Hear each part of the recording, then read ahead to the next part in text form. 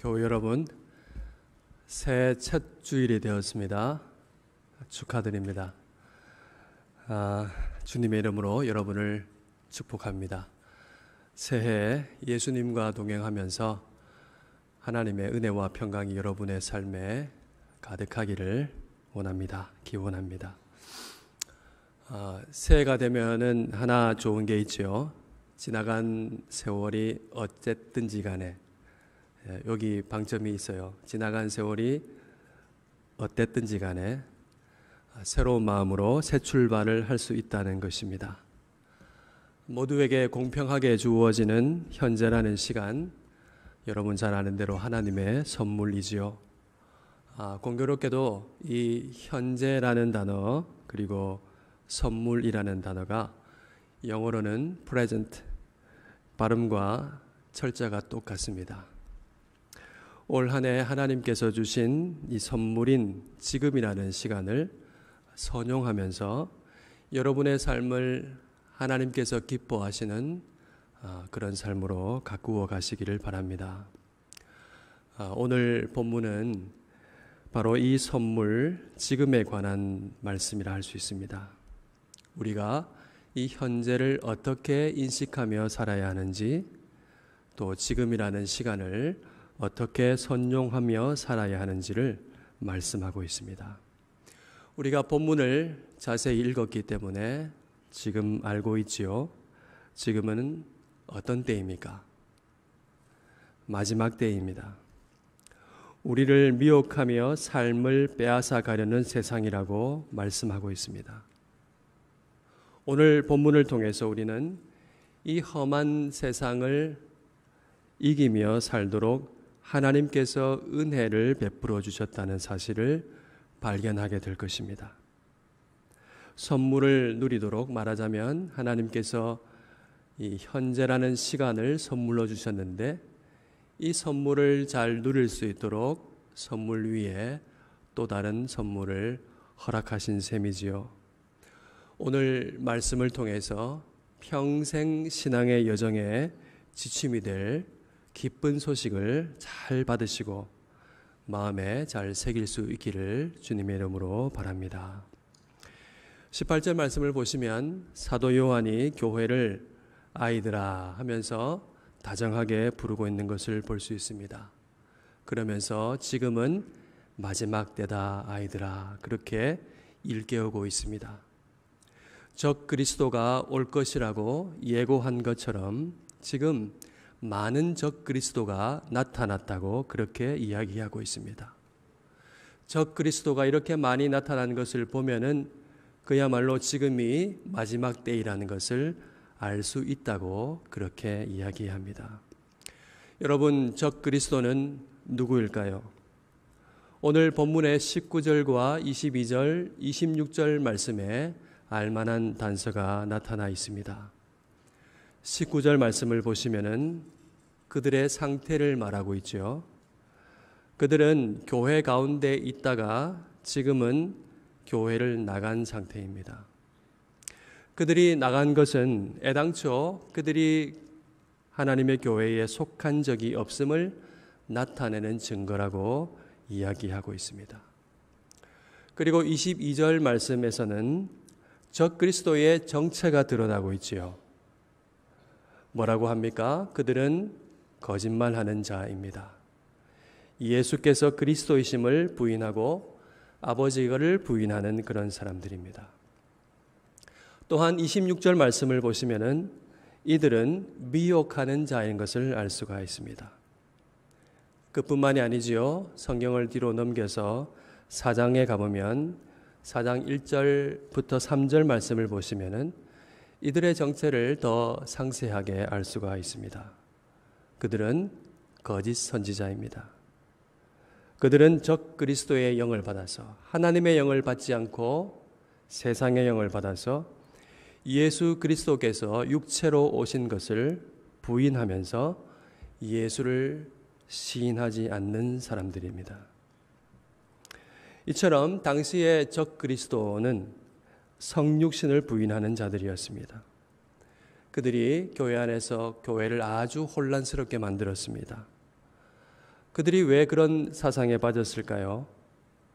헬라 철학의 이원론 빠지고 영지주의에 빠졌던 사람들, 심취했던 사람들입니다. 그들은 영은 선하고 육체는 악하다는 철학 속에서 그리스도, 신성의 그리스도가 어떻게 악하고 천한 육신을 입고 올 수 있겠는가? 도저히 그럴 수 없다고 생각한 것입니다. 그들의 주장은 이런 식이죠. 두 가지인데요. 첫 번째는 그리스도는 사실 영적인 존재일 뿐인데 사람인 것처럼 보였을 뿐이라고 그렇게 말하는 것입니다. 그리고 다른 하나는 그리스도가 인간 몸을 잠시 빌려 썼다는 것입니다. 그래서 십자가에 달린 것은 나사렛 예수일 뿐이라고 말하는 것입니다. 만약 그들의 말이 사실이라면 어떻게 될까요? 그들의 말이 사실이라서 성육신이 사실이 아니라면 어떻게 되겠습니까? 당장에 우리가 전에 읽었던 빌립보서 2장 말씀을 지워야 할 겁니다. 그는 근본 하나님의 본체시나 하나님과 동등됨을 취할 것으로 여기지 아니하시고 하는 이 말씀은 거짓이 될 것입니다. 구유에 뉘어졌던 아기 예수는 온 세상을 위한 하나님의 사랑과 긍휼의 표적이 아닐 것입니다. 겟세마네 동산에서 고뇌하신 것, 아버지여 할 수만 있다면 이 잔을 내게서 옮겨주십시오.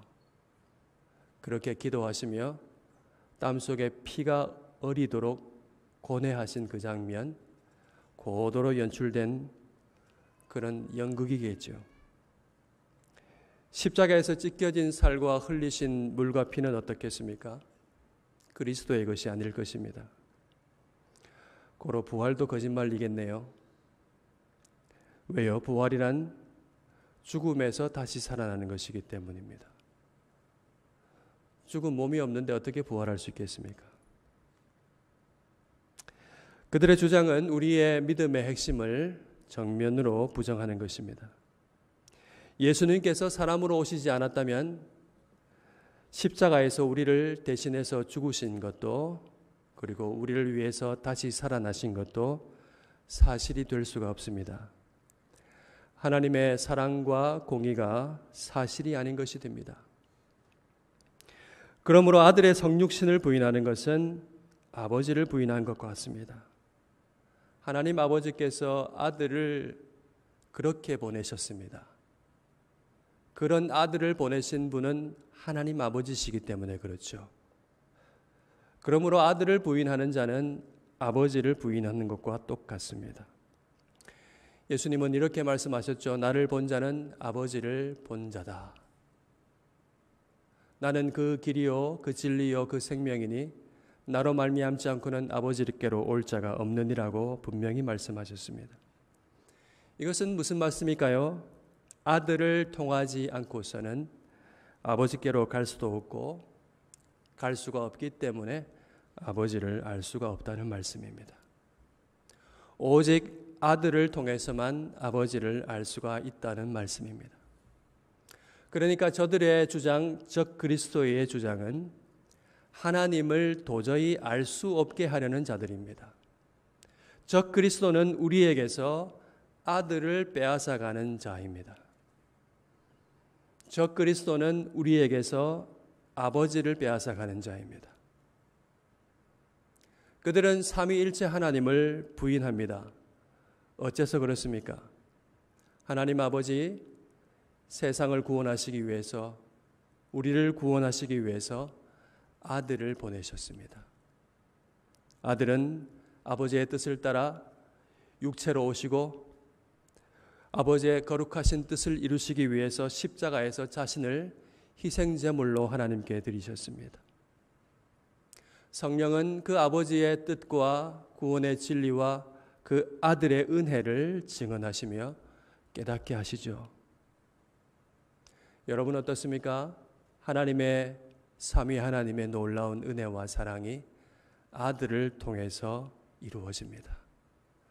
삼위 하나님의 한결같은 사랑이 아들을 통해서 나타나는 것이죠. 성육신이 사실이 아니라고 한다면 이것도 성립이 될 수가 없습니다. 여러분, 잘 보십시오. 육체로 오신 그리스도를 부인하는 자들은 결국 어떤 사람들입니까? 오늘 성경에 기록된 25절 말씀과 같이 25절을 빼앗는 자들입니다. 그가 우리에게 약속하신 것은 이것이니 곧 영원한 생명이니라. 아들과 아버지를 빼앗고 성령을 알 수 없는 존재로 만들면서 우리에게 약속된 그 영원한 사귐, 영원한 생명을 빼앗는 자들입니다. 그런데 여러분 이것을 아시는지요? 적 그리스도는 그때만 있었던 게 아닙니다. 지금도 활동하고 있습니다. 세상에 엄청 많이 나와 있습니다. 그들은 거짓말로 여전히 미혹하면서 참된 생명을 빼앗고 있습니다. 2000년 전 그때나 지금이나 똑같은 것으로 똑같은 거짓말로 참 사람으로 오신 아들을 부인함으로써 생명을 빼앗고 있습니다. 한번 생각해 보시죠. 오늘 현대 사회가 가장 크게 알러지 반응을 보이는 게 뭡니까? 집요한 반대와 적대감과 조롱이 향하고 있는 곳이 어디입니까? 성육신입니다. 그로 말미암는 십자가와 부활입니다. 놀랍게도 자유주의 기독교가 공격하는 지점도 바로 여기입니다. 자유주의자들은 과학적 합리주의에 입각해서 성경에서 초자연적인 것들을 제거하려고 합니다. 기적을 정말로 부끄러워합니다. 여러분, 우리가 이 자리에 앉아 있는 게 기적 중에 기적입니다. 초자연적인 것의 정점에 있는 것이 뭐겠습니까? 단연코 동정녀의 몸에서 태어난 성육신입니다. 성령으로 잉태돼서 하나님이 육신을 입고 세상에 태어나신 것. 그것은 그들은 이것을 믿는 역사적 사실로 믿는 사람들을 근본주의자라고 공격합니다. 그래서 그들이 말하는 성육신과 부활은 어떤 것인가요? 성육신은 이런 거죠. 인간 예수가 사람들과 함께 고통을 경험하면서 함께하면서 보여준 인간을 향한 하나님의 연대의식 같은 것입니다. 부활은 뭡니까? 예수는 죽었지만은 그 가르침과 그가 남긴 정신, 그의 삶은 영원하다는 것입니다. 기독교적인 삶이란 것은 그 예수 선생님이 보여주신 숭고한 삶과 가르침을 내면에 새기며 사는 것을 말합니다. 보십시오, 여러분. 예수님은 그 길이요, 그 진리요, 그 생명, 아버지께로 가는 유일한 길이 아닙니다. 예수님은 위대한 선생님일 뿐입니다. 보십시오, 하나님은 그들의 말에 의하면 우리를 죽기까지 사랑하신 분이 아닙니다.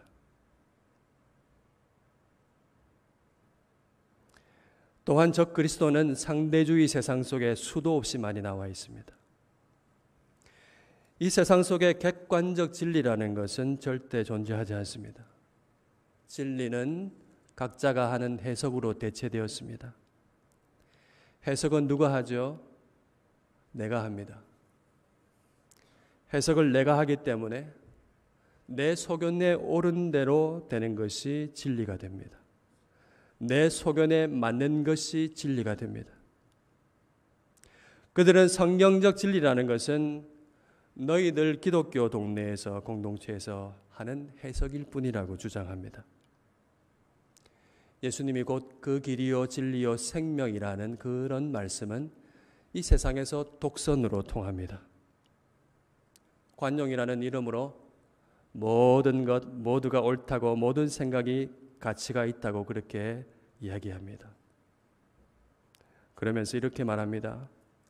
만일 구원이 있다고 한다면은 반드시 구원받아야 한다는 그런 생각에서 구원받는 것이다. 그렇게 하죠. 이 문장이 이 세상의 생각을 단적으로 대변하는 그런 문장입니다.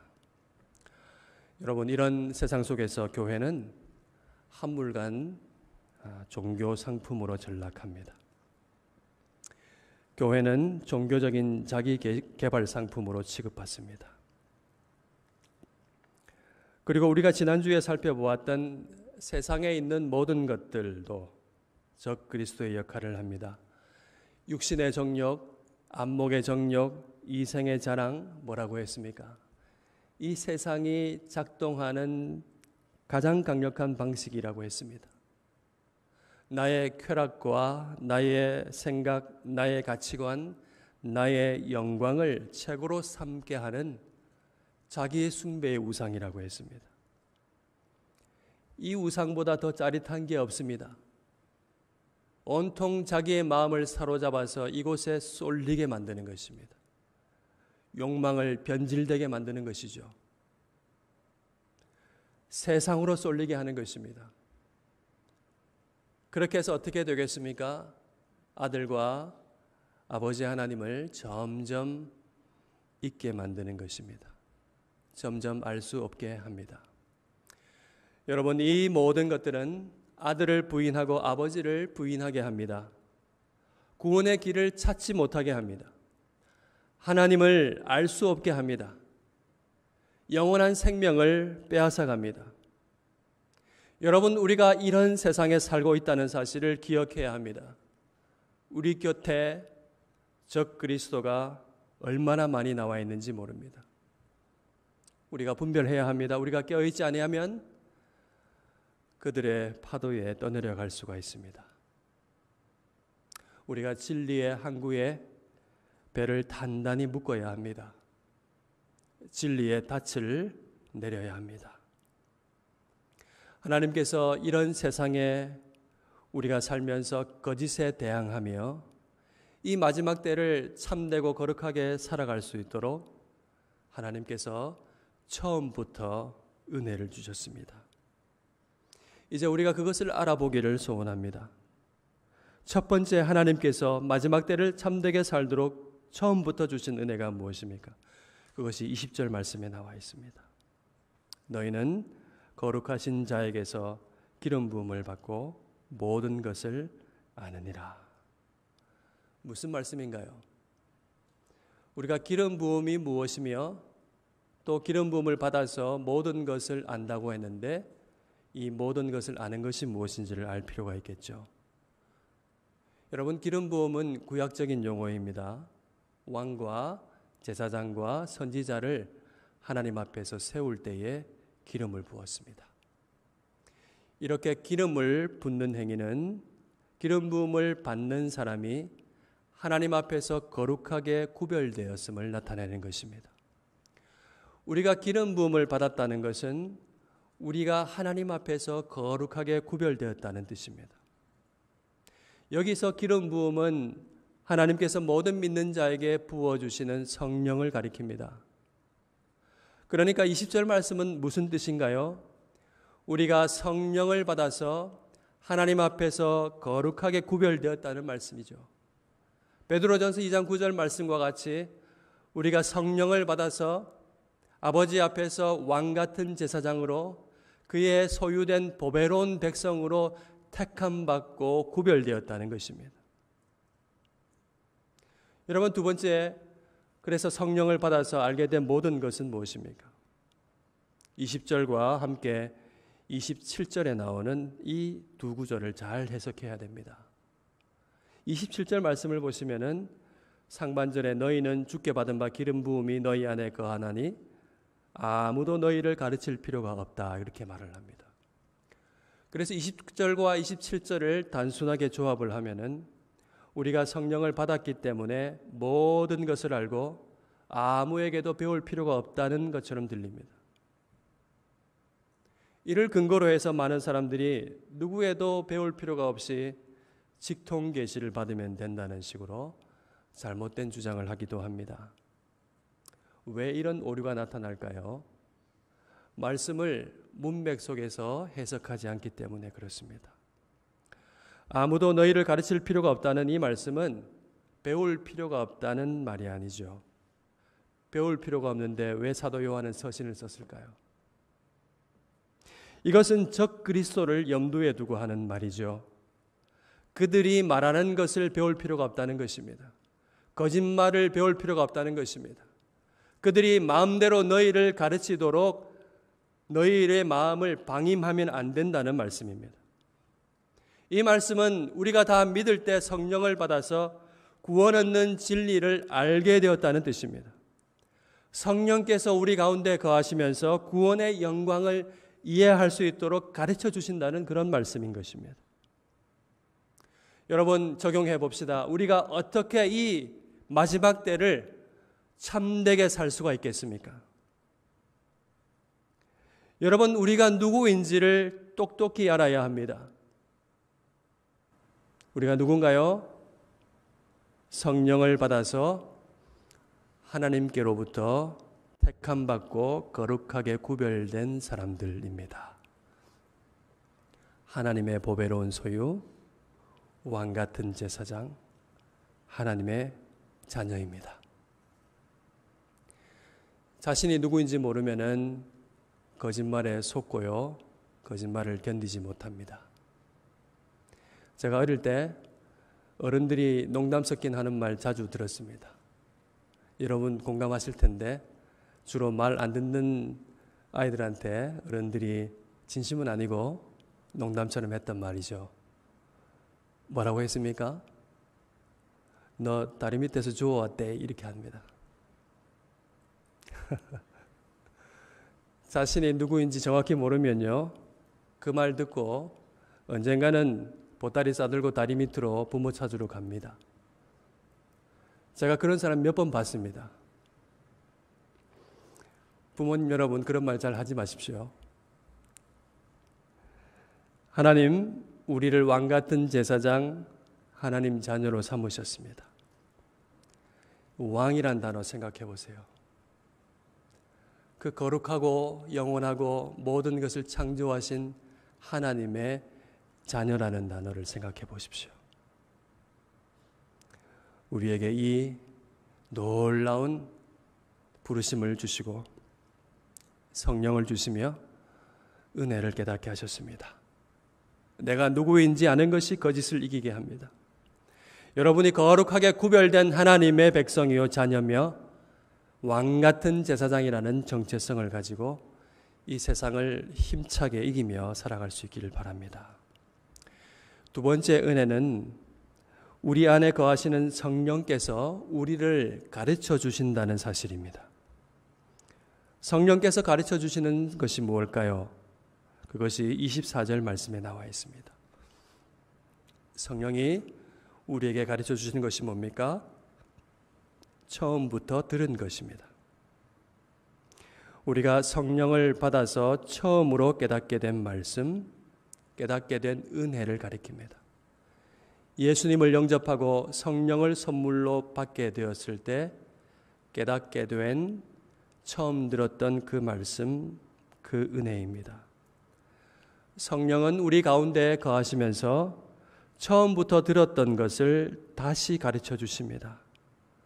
그래서 그 처음부터 들었던 말씀이 우리 가운데 머물러 있게 하십니다. 그렇게 해서 우리가 아들과 아버지 안에 머물러 살게 하도록 하십니다. 여러분, 이 귀한 말씀 마음에 새기기를 바랍니다. 여러분, 우리 안에서 가르쳐 주시는 성령님은 어떤 분이십니까? 하나님의 영이십니다. 하나님의 영이 어떤 분이신지는 우리가 더 자세히 알 수 있는 말씀 고린도전서 2장 말씀을 통해서 알 수 있습니다.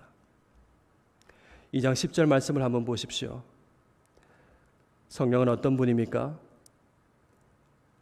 성령으로 이것을 보이셨는데 성령은 모든 것, 곧 하나님의 깊은 것까지도 통달하시는 분입니다. 성령은 하나님의 깊은 마음을 아시고 통달하십니다. 여러분의 영혼을, 여러분의 생각을, 그 마음을 가장 잘 아는 것이 여러분의 영혼이듯이 하나님의 영이 하나님의 생각과 마음을 가장 잘 아십니다. 하나님을 가장 잘 아시는 성령께서 우리 가운데 거하시면서 가르쳐 주시는 것이 뭡니까? 12절에 나와 있습니다. 우리가 한번 읽어볼까요? 우리가 세상의 영을 받지 아니하고 오직 하나님으로부터 온 영을 받았으니 이는 우리로 하여금 하나님께서 우리에게 은혜로 주신 것들을 알게 하려 하심이라. 우리 안에 거하시는 성령께서, 하나님의 마음을 가장 잘 아시는 성령께서 가르쳐 주시는 게 뭡니까? 은혜로 주신 것을 가르쳐 주십니다. 우리는 성령으로 인해서 하나님께서 주신 은혜를 압니다. 하나님께서 주신 한량없는 은혜가 무엇입니까? 16절에 나와 있습니다. 같이 한번 읽겠습니다. 누가 주의 마음을 알아서 주를 가르치겠느냐? 그러나 우리가 그리스도의 마음을 가졌느니라. 누가 그리스도의 마음, 하나님의 마음을 알 수 있을까요? 하나님의 영이 아시고 우리에게 은혜를 가르쳐 주십니다. 주 예수 그리스도 생생히 가르쳐 주셔서 그리스도의 마음을 가지게 하십니다. 여러분, 이것이 우리가 처음부터 예수님을 믿을 때에 들었던, 처음부터 들은 말씀입니다. 말씀이 육신이 되어 우리 가운데 오신 예수 그리스도. 우리가 성령을 통해서 예수님이 왜 육신을 입고 이 세상에 낮은 것으로 종의 형체를 가지시고 사람과 같이 되셨고 십자가에 돌아가셔야만 했던 이유를 압니다. 왜 살짓고 피 흘리고 물을 쏟아내시며 죽으시고 또 우리를 위해서 부활하셔야 했는지를 우리가 압니다. 그리스도 예수의 마음을 우리가 읽을 수가 있습니다. 성령께서 우리 안에서 처음부터 들은 것을 늘 다시 가르쳐 주십니다. 말씀이 육신이 되어서 우리 가운데 오신 예수님, 십자가에 달리시고 부활하신 예수님을 증언하십니다. 여러분이 처음부터 들은 말씀, 그 말씀 안에 거할 때에 아버지 안에 거하게 됩니다. 이것이 바로 약속된 영원한 생명, 영원한 사귐입니다. 여러분, 적용합니다. 우리가 마지막 때를 어떻게 참되게 살 수가 있겠습니까? 처음부터 듣게 하신 그 말씀, 그 은혜를 여러분 안에 거하게 하십시오. 성령께서 늘 가르쳐 주시는 예수님을 여러분 마음의 중심의 왕으로 계시게 하시기를 바랍니다. 이에 대한 가장 좋은 방법이 뭘까요? 하나님과 사귐의 관계를 유지하는 것입니다. 전심으로 예배하는 것입니다. 말씀을 묵상하고 기도하는 것입니다. 교우들과 함께 신앙의 교제를 나누십시오. 우리에게 약속되어 있는 이 사귐의 관계 속에서 우리가 세상을 넉넉히 이기며 살 수가 있습니다. 세 번째 은혜는 우리가 그리스도 안에서 거하며 의를 행할 수 있다는 것입니다. 우리가 어떻게 거짓을 물리치고 빛 가운데로 계속 걸어갈 수 있습니까? 성령께서 빛 가운데로 우리를 인도해 주시기 때문에 할 수 있습니다. 성령께서 우리의 마음의 눈을 밝히셔서 말씀 위에 살 수 있도록 이끌어 주시기 때문입니다. 여러분, 오늘 본문에 가장 많이 사용된 단어가 거하다라는 단어입니다. 총 6번 사용되었습니다. 이 단어가 사용된 것을 살펴보면 세 곳인데 참 놀랍습니다. 기름 부음이 우리 안에 거하고, 뭐죠? 성령이 우리 안에 거하고, 처음부터 들은 것이 우리 안에 거하고, 육신을 입고 오신 은혜의 말씀 예수 그리스도가 우리 안에 거하고, 아들과 아버지 안에 우리가 거하는 것으로 그렇게 사용되고 있습니다. 성령, 그리스도, 그리고 우리가, 다시 말하면 삼위 하나님 안에 우리가 하나님이 성령으로 우리 안에 거하시는 놀라운 생명을 가리키고 있습니다. 여러분, 거한다는 말은 진정한 의미가 뭘까요? 쉽게 말하면 이곳저곳 옮겨 다니는 것의 정확한 반대입니다. 뿌리를 완전히 내리는 것입니다. 영원한 주소지로 등록하는 것입니다. 그것에 완전히 정착해서 사는 것입니다. 하나님의 말씀이 내 삶의 기준이요 헌법이 되게 하는 것입니다. 하나님께 전입신고만 해놓고 딴 데 사는 사람이 많아요. 그 사람은 성경적 비유로 어떤 사람일까요? 모래 위에 집을 짓는 사람입니다. 바람이 불고 비가 오고 파도가 치면 모래가 씻겨 내려가죠. 그래서 곧 집은 무너지고 맙니다. 여러분, 묻습니다. 여러분의 삶의 기초는 어디에 있습니까? 영원하지 않는 것에 비가 오면 쓸려 내려가는 곳에 있지 않았습니까? 영원한 반석은 예수 그리스도뿐입니다.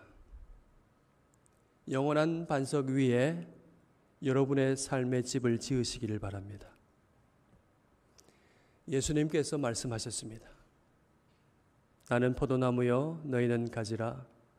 그가 내 안에 내가 그 안에 거하면 사람이 열매를 많이 맺나니 나를 떠나서는 너희가 아무것도 할 수 없습니다. 여러분, 이 말씀 잘 아시죠? 그리스도 안에 거하십시오. 여러분, 이 말씀을 믿으십시오. 그리스도 안에 거하면 열매를 많이 맺습니다. 그리스도 안에 거하면 생명으로 가득 차게 됩니다. 하나님께서 주신 생명으로 충만하게 살 수가 있습니다. 여러분, 지금은 마지막 때입니다. 미혹하는 자가 세상에 얼마나 많이 나와 있는지 모릅니다. 그들의 거짓말이 파도처럼 계속해서 밀려오고 있습니다. 아버지와 아들을 빼앗으려고 온갖 거짓말을 합니다. 포도나무를 아예 베어버리려고 합니다. 아버지를 알 수 없게 합니다. 아들을 알 수 없게 합니다. 성령이 무엇인지 모르지요. 삶을 송두리째 빼앗으려고 합니다. 여러분, 이 세상을 이기는 길은 두려워하지 아니하고 하나님께서 우리에게 살도록 주신 이 하나님의 은혜를 기억하는 것입니다. 우리는 왕 같은 제사장입니다. 진리를 알게 하셨습니다. 성령으로 처음부터 듣게 하신 그 은혜의 말씀을 우리에게 주셨습니다. 늘 다시 가르쳐 주십니다. 원하기만 한다면 우리의 마음을 열어 제쳐놓고 하나님 가르쳐 주십시오. 참된 생명을 살고 싶습니다. 전심으로 구하며 기도하며 원하기만 한다면 하나님께서 상세하게 가르쳐 주십니다. 그리스도의 마음을 가지게 하십니다.